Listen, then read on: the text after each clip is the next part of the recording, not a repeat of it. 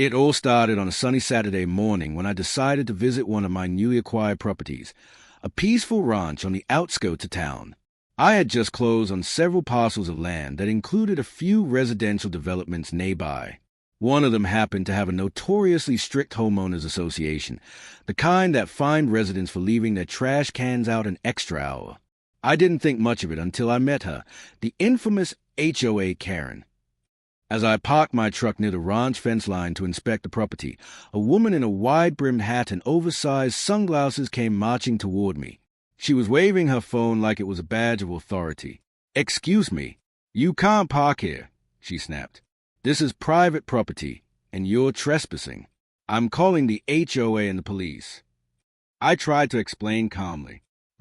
I think there's a misunderstanding. She cut me off before I could finish. "No excuses. People like you think you can just ignore community rules. Not on my watch." Then, right there, she dialed 911, claiming I was a suspicious person loitering on her street. The deputies arrived within minutes. I showed them my identification and property documents. When they realized I was a new landowner and that the entire development, including her home, now fell under my holding company, they couldn't help but exchange amused looks. The officer asked, "So, you called 911 on your own HOA owner?" Karen's face turned a shade of red I didn't think was humanly possible. I didn't press charges for the false report. I just smiled and told her everything was fine. But that wasn't the end of it.